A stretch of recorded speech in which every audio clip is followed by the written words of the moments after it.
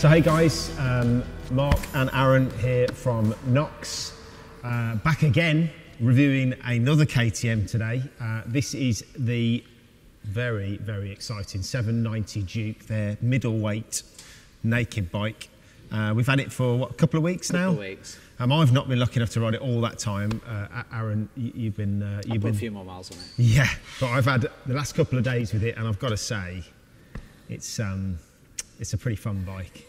What do you think? I absolutely love it. Honestly, I absolutely love this bike, and I'll probably handle two things. Firstly, it could be said that almost every bike that we review on the KNOX channel, we end up saying that we really like, or we're a fan, or whatever. But actually, about this channel, we've got no tie-ups with any other manufacturers. This is not how we monetize. I mean, we monetize by selling products at the end of the day. Sure. So anything that we choose to do is our own choice. And I don't review, or we don't want to review anything that we don't like, because it's just negativity, and that's why we haven't reviewed certain models. The second thing I should address is, why the hell are we at an airfield? Good question. Good question. Right.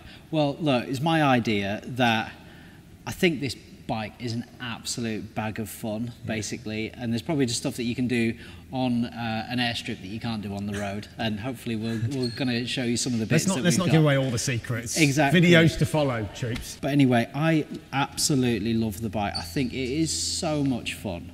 It is. It's absolutely. You'd agree, wouldn't you? I've got to be honest. I've had a genuine interest in this bike since we first saw it. Well, I can't remember exactly when we saw the concept bike that KTM came up with, but we were talking about this bike in, I want to say 2017, at the NEC, at the bike show, and back then I thought, crikey, that is a serious bit of kit. Lots of reasons why. Primarily, obviously, the concept bike, and in fairness, I think we probably want to touch on the styling. It is obviously changed from that original concept. There's no centre exhaust. Obviously, you've got to house the lights, you've got to house the number plate. So it's not quite as scalpel sharp as the original concept, but it's not a million miles away.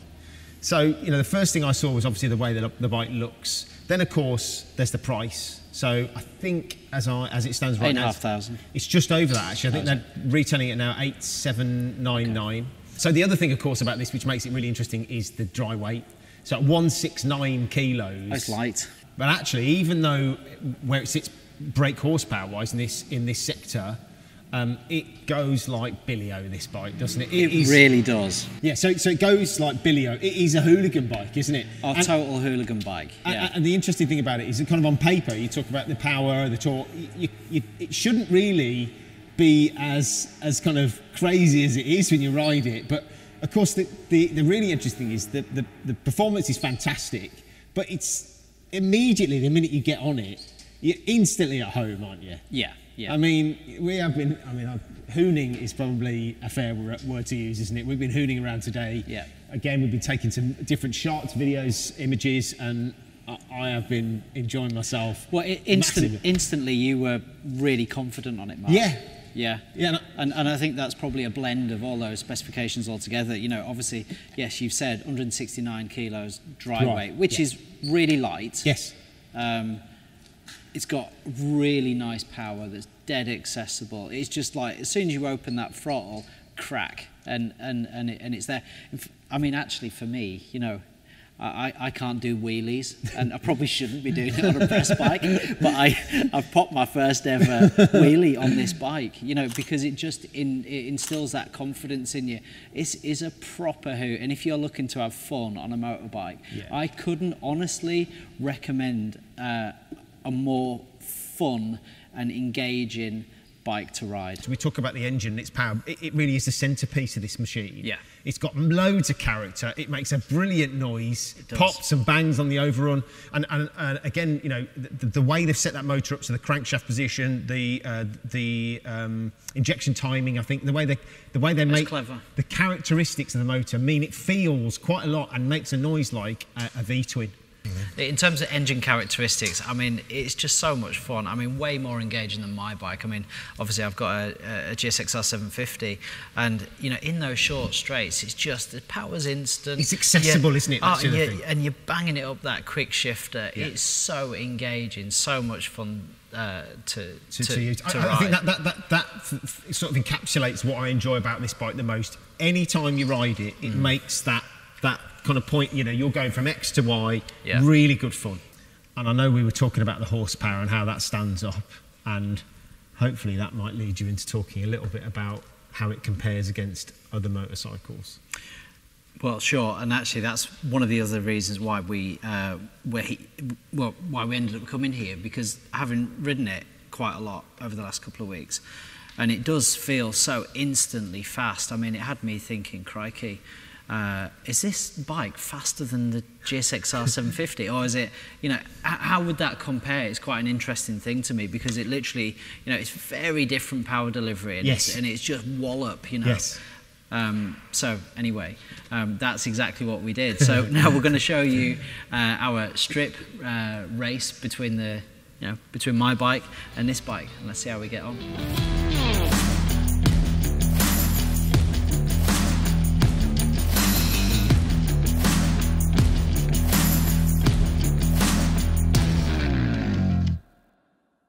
So now we have the drag race. On the left, I've got the 790 Duke. On the right, we've got my benchmark of fast, which is my Gixxer 750. Let's get on with it, lads. 3, 2, 1, go!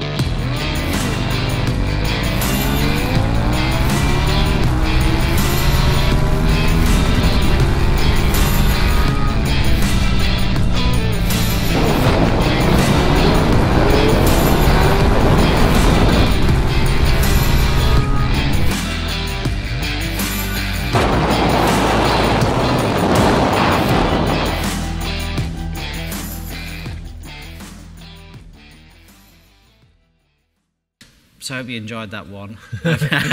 we definitely enjoyed it. Well, yeah, I mean, hey, I was behind the camera. We had Jeff riding, actually both bikes, I think they both had a go. So Jeff, who's our founder and ex-racer, was riding, I think, the GSXR. Yeah. You were riding this mainly. Yes. Were you surprised with the results? I don't think I was necessarily as surprised as you were. I guess, you know, when you look at the numbers on paper, the Gixxer should win, and it did. Yeah, it did, yeah. What was quite interesting was, of course, you've got to get a good launch, and with the KTM, with the launch control, every time we stood up against the start line and went for it, I had the jump, I got the jump. Every time. Yeah, and you know, obviously it is a more difficult balance to get the power down on the GSXR, so up to about, say, 50 miles an hour, this thing was right there. Oh, yeah. Absolutely right there. Of course, with a quick shifter, bam, you threw the gears. If not in front. Yeah. And there was like one race, I think we maybe did 5 or 6 runs just to make sure, because I think even when Jeff crossed the finishing line first on the first occasion, he was a bit shocked to see me not that far behind. So at the end of the strip, and it wasn't measured, but on the GSXR we got up to 120 mile an hour. On this we were up to about 105.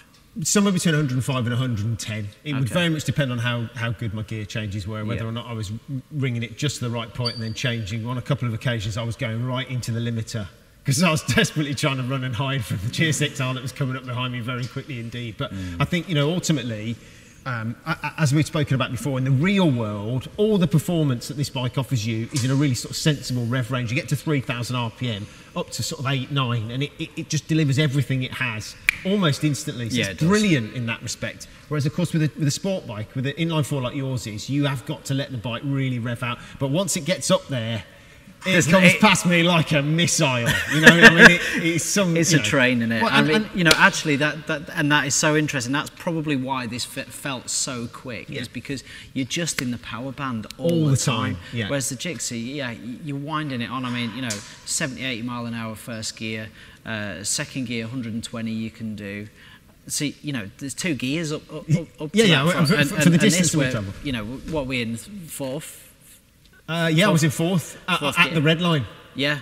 So you know, totally different power delivery. I was surprised that the Gixxer won, you know, pretty much every race. I wasn't as surprised as you. I think you, and I alluded to this before. On paper, if you look at the numbers, actually, what's really interesting about that comparison is the dry weights are very, very similar. So 169, and I think we were talking about the 160 to 170 ish. But of course, the GSXR's got another 50-ish horsepower, and once it's able to put that horsepower down the road, then, you know, power to weight ratio would suggest that the GSXR should win, and in the end, that's exactly what it did. But it's a huge amount of fun and really interesting to see different configurations of engines going up against each other and how they put that power on the road. So look, in line with the nature of this bike, we've been riding it pretty hard, and we've been wearing the gear to match.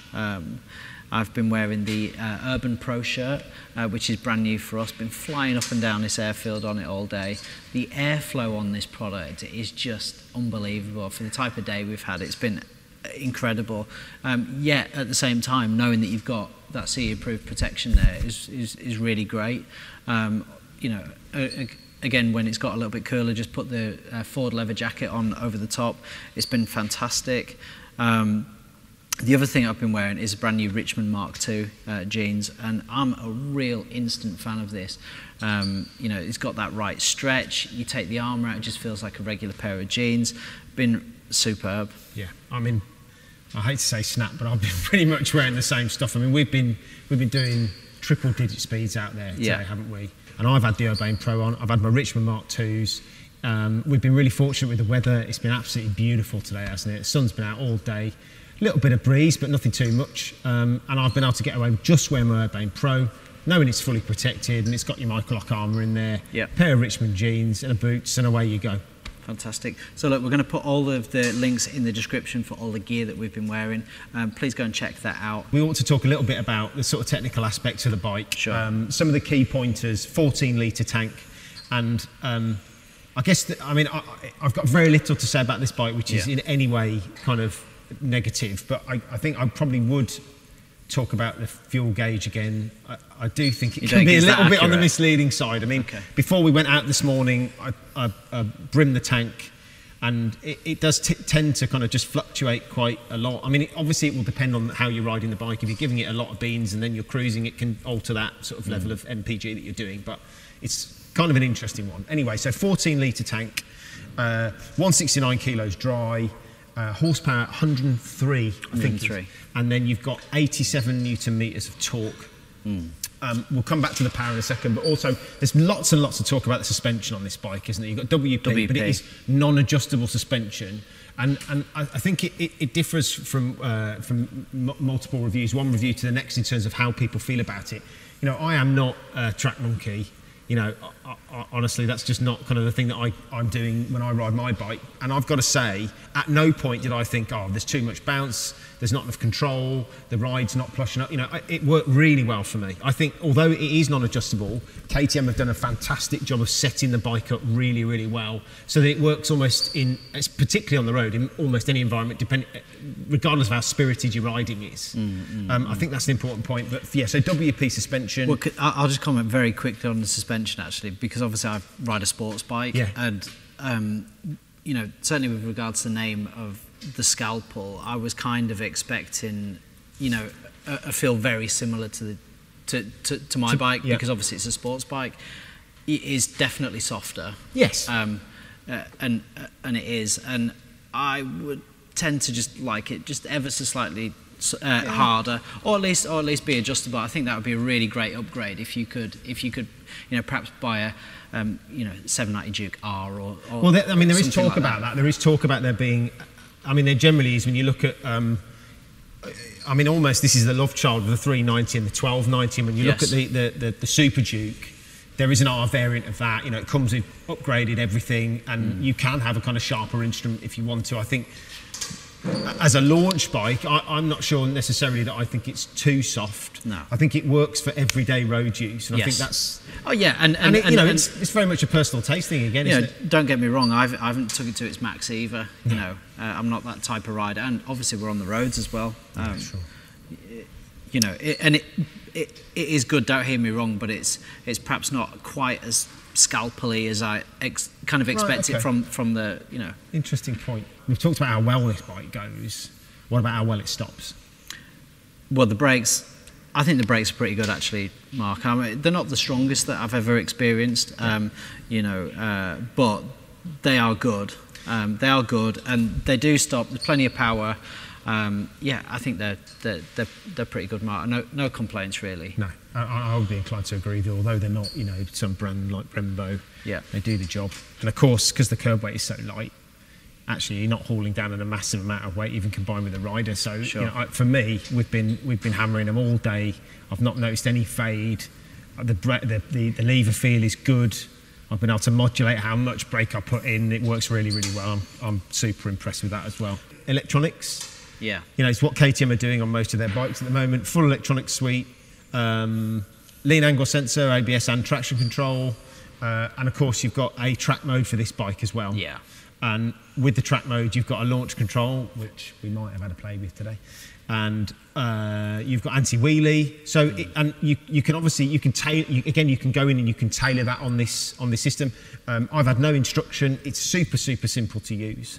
And it works incredibly well. You know, we've been on the airfield today and apart from one slightly embarrassing stall, which meant I lost the race, it works really, really well. Quick shifter. Again, there's been lots of talk about that, and I have suffered a little bit with false neutrals today. But if you're positive with the changing, it doesn't really represent any problem. I really, really like that. I think that enhances the riding experience of almost any motorcycle, regardless of what sector it sits in. I think it does a really good job. I think it's quite interesting, your impression coming off your sports bike onto this, which I think we should maybe just briefly touch on, is when you look at the competitors in the market, and of course the Street Triple is the benchmark, let's be honest, Triumph Street Triple, and then you've got Yamaha's MT-09, you've got Kawasaki's Z900, but the Street Triple is effectively based on their Daytona.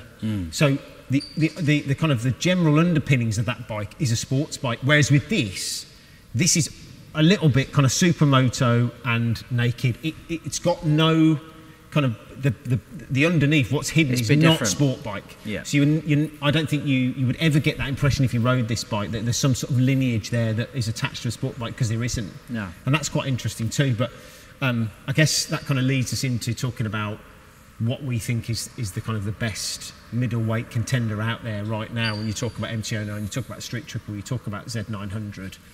I've got to be honest, again, at this price point, everybody says, oh, the Street Triple, but everybody buys a Street Triple RS. So that is the top spec bike, but it is north of 10. It's north of 10. And so when you compare it to this, okay, it might have adjustable suspension, it makes a little bit more power, but you know, fun for the pounds that you spend. I'm not sure there's a better bike in the market than this one. Obviously, there's the sticker price, but there's also some really great deals out now for this bike. Yeah. I mean, I did see it actually.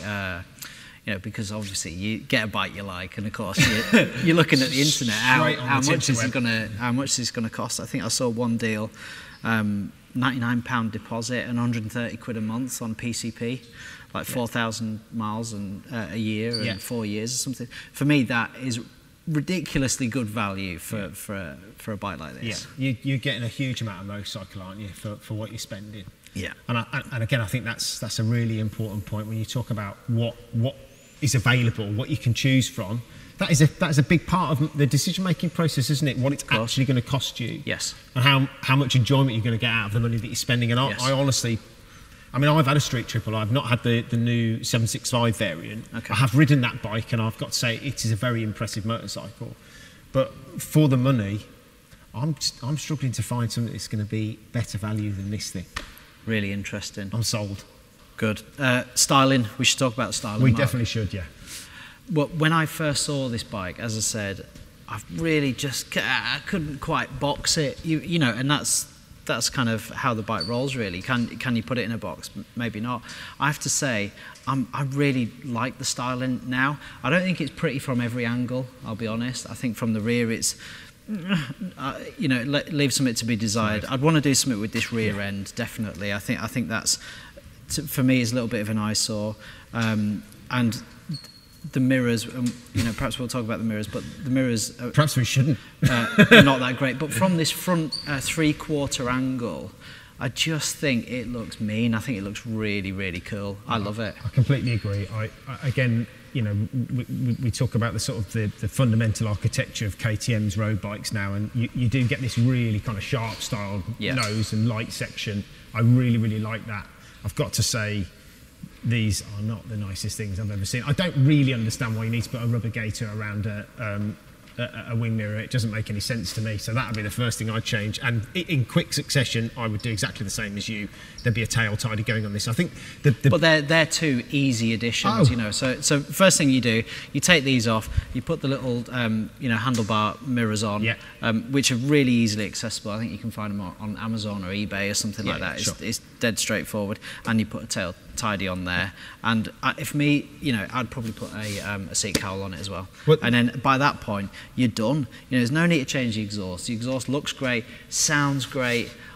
You know, what else would you need to do? I love this pipe. I mean, I know people have been making less complimentary noises about it because the original concept had a centre exit exhaust. Sure. But of course, they have to homologate it for the road. That was what they came up with, and I've got to say, I think it looks fantastic. I again would tail tidy, I'd chop all this up. I changed the mirrors, but other than that, I love it. I really like the lines of the tank and the fairings. I think they look fantastic. I think it is a really sharp-suited bike. The proportions are great, and it is super comfortable as well. We haven't spoken about that. You know, the seat's really good. I've probably done, crikey, 3 or 4 hours on it today over the course of what we've been up to, and I've had no issues. It's been easy to ride. Riding position is great. The only one other thing, of course, which is effectively what you would get with any naked bike, you've got very little wind protection, and you do get blown about a bit. You know, it's not super turbulent air, but you just have to expect that if you're going to ride this bike on a motorway at 70 miles an hour, you are going to get some buffeting, aren't you? Well, I don't think this is the kind of bike that you're going to go and do like a really long tour on it. No. For me, this is about short blasts. This is about commuting. This is about having as much fun in a short space of time as you can have. That's the type of bike for me that this is. Yeah. If we're going to wrap it up and come to conclusions, you know, I think we're completely in agreement here. What a great bike! What a fun bike! What an intoxicating bike! You know, so easy to ride. More than enough power, in my opinion, for the road. More than enough power. Loads of torque. Instant grunts when you wind on the throttle. It just goes. Quick shifter. It is just huge fun. That's the thing I would take away from riding this bike today. Just a barrel of laughs. Yes. Yeah. So look, that has been our review of the KTM 790 Duke. I'm just a massive fan. I think you are as well, Mark. I couldn't agree more. What a great bike. If you're in the market for a middleweight, you want a load of fun, massive bang for your buck, you shouldn't look further than this KTM. Sure. Totally agree, and I couldn't be more enthusiastic about it. And you know, likewise, really enjoyed shooting with it. I've really enjoyed putting this together. I think it's been so much fun, actually. So with that in mind, I really hope you've enjoyed this review. If you're not subscribed to the channel already, please subscribe, please like, please leave us a comment, and we will see you next time.